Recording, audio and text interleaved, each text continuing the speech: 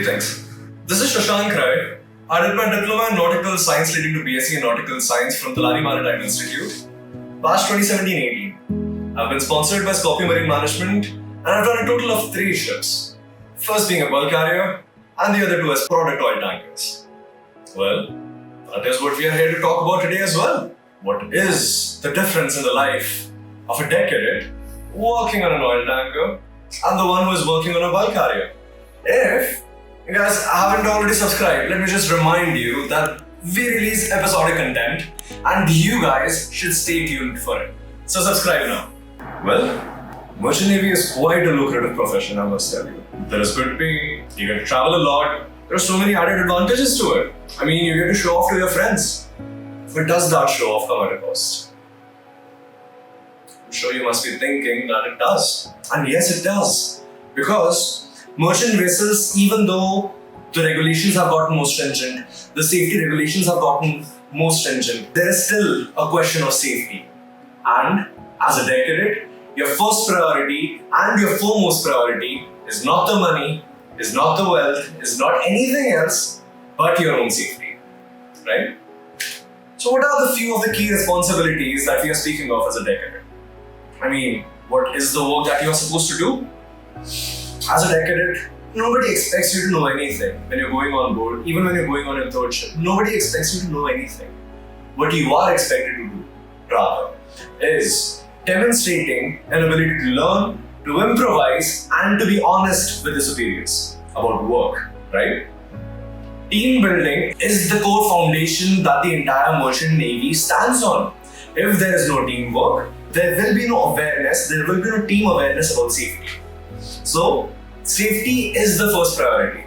But talking about the responsibilities, first is navigation. Well, you'll assist in maintaining the ship's navigational charts, publications, and the electronic navigation system. Now, some of the navigation systems which might come to your mind or which you might learn about later are the radar systems, the INTIS systems, because paper charts have been phased out. Welcome electronic navigational charts. And for that, you have INTIS. So you have different instruments, you have different aids, and learning about them, learning to maintain them, learning of how to program them. That only comes under supervision, under your experienced deck officers. Study under the deck officers. After the navigation, you have watchkeeping. Watchkeeping means that you have to take responsibility as the sole lookout of the ship and understanding what a lookout does. The next is cargo operations. But let me touch on that in just a short minute. The other is maintenance and safety. Well, there are so many deck machineries and deck equipments which are required for your loading and discharging operations, for ballasting and deballasting operations, for operating the ODMCS. There are so many things which are there. Maintenance of them and their safety. Well, that you must learn. That you must learn, and from who? Your maintenance jobs, your crew members are going to teach you. So, learn from them. Your safety tasks, your LSA, FFA, which are life-saving appliances, and the firefighting appliances. All of them are very necessary, might I tell you, because I've encountered fire experiences and a few situations which I would not like to get into, but still. So these responsibilities we learn from the third officer, which is our next rank, and thus you must prioritize learning about LSA and FFA, right? There are emergency responses of how you must deal in certain emergencies, right? And then there is the documentation and reporting. Because as a cadet, who else is going to do all of the documentation work but you? Well, Scorpio is primarily an oil tanker company. So needless to say, when I was offered my first ship as a bulk carrier, I felt rejected. I didn't want to go on bulk carriers. I didn't want to sail on a bulk carrier. I just wanted to be a tanker guy. Because in our cadetship days, rather in the Tulani Maritime Institute days, what we learned from the professors was like bulk carrier was like a mediocre style, and tankers were supposed to be like the superior race of people. And I kind of never understood why. because you're taught about these things, but you never think about the differences till you are on board and can compare your experiences, right? So do I still feel the same way about bulk carriers? No. I loved my experience on bulk carriers. I loved my time on bulk carriers. But does that mean do I not like oil tankers? No, actually I prefer oil tankers over bulk carriers. Am I contradicting myself right now? Maybe. But what I like about both of them, it's like they both are their own thing. They both are their own individualistic thing. Bulk carriers, I've loved my time over there for a specific reason, and I've loved my time on oil tankers for a specific reason. Well, let's just get to the differences now. So, when we think about bulk carriers, what does immediately come to our mind? Cranes, dry bulk cargoes. What are dry bulk cargoes? Coal, iron ore, grains, rices, pulses. Sometimes I've seen entire forest vegetations being transported. Oil tankers, as the name suggests, it transports oil from point A to point B. It transfers chemicals. It transfers product of oils. These are the different grades of cargoes that they carry. Well, because the nature of the cargoes are so different, obviously the cargo handling characteristics of the vessel would also be very, very different, right? So since the cargo types are different, well, I forgot to add this point, that cargo types, the difference in the cargo types, we have to appreciate the different dangers, hazards and risks which are associated with the different kinds of cargo.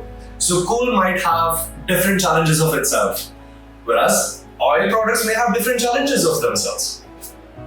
Is one more challenging over the other? Absolutely not.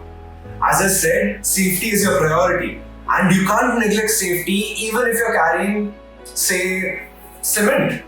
I mean, what can go wrong if you're carrying cement, right? It's just gunny bags of cement being put into your ship holds.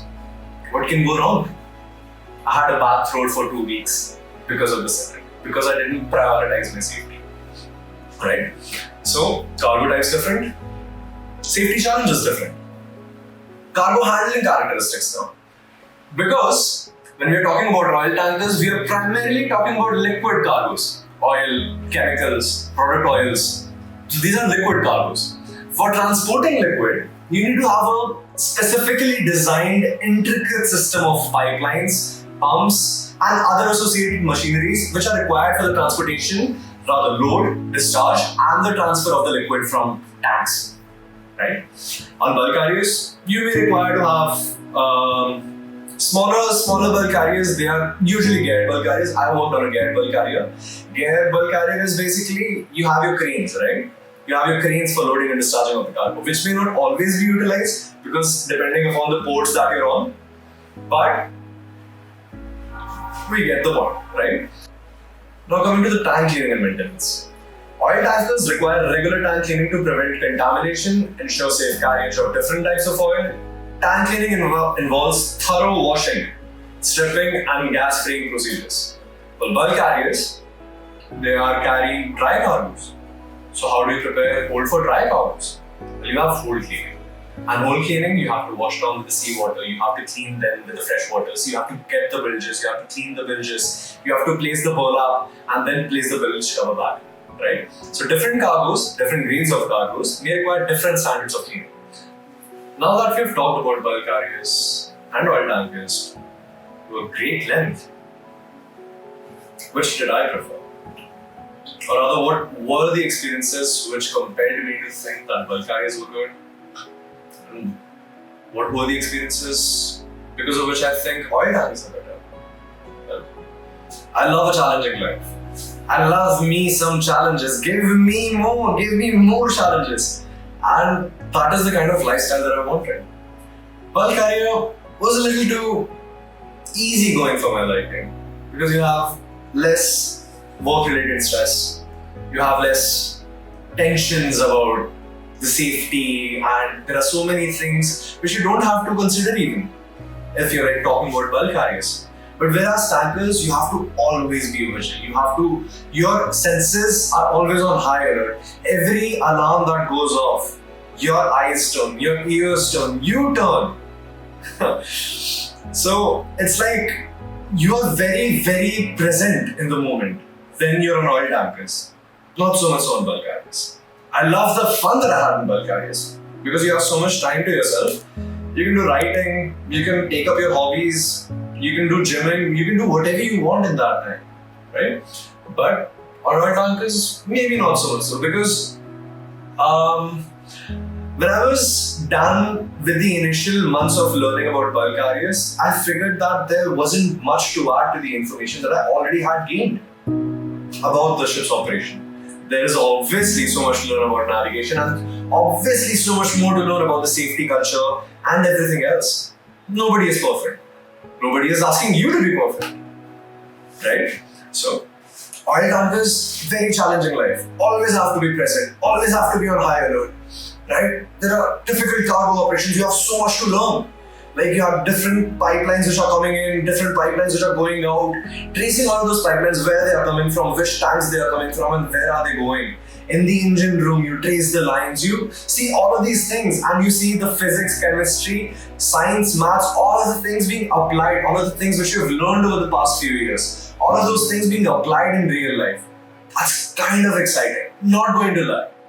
On bulk carriers, you try to apply yourself as much as you can, but there isn't much to apply for.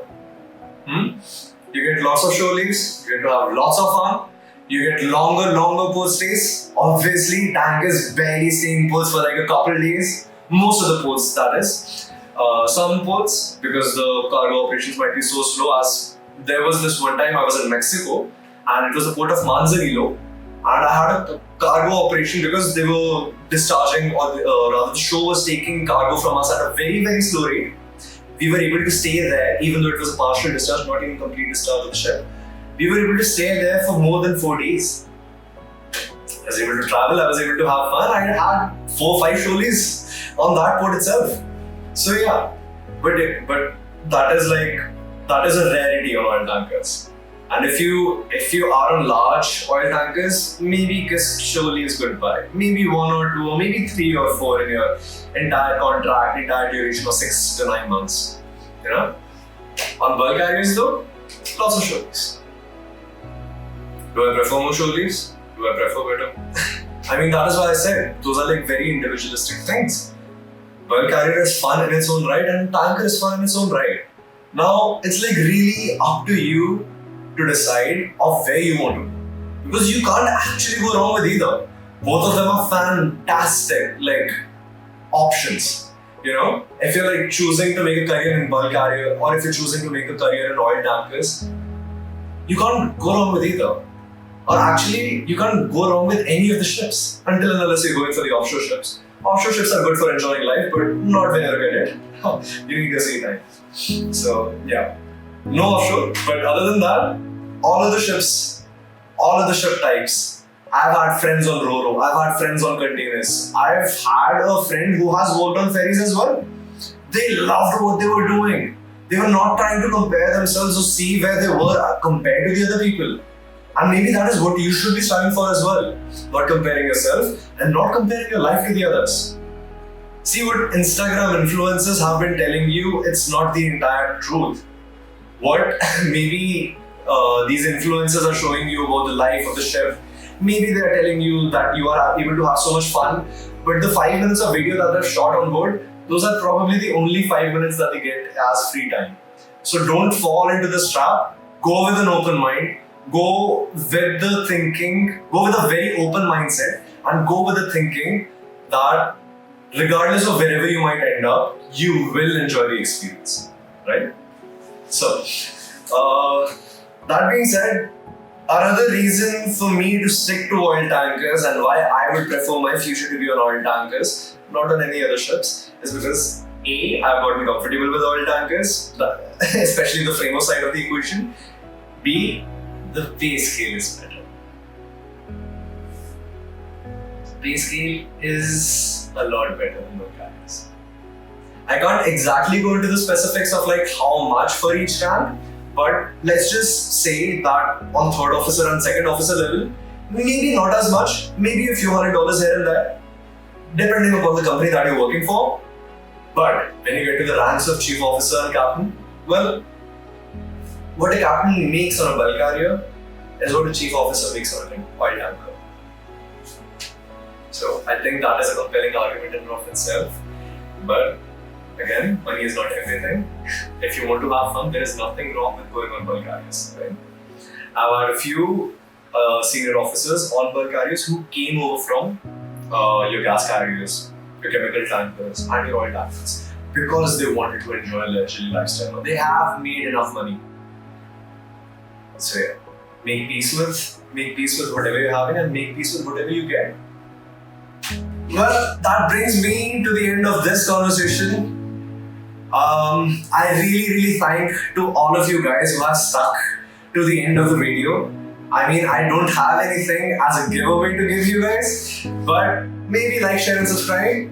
Maybe comment on what you would like to see next. Maybe comment for what content you prefer more. And yeah, stay tuned guys. Stay tuned. Thank you.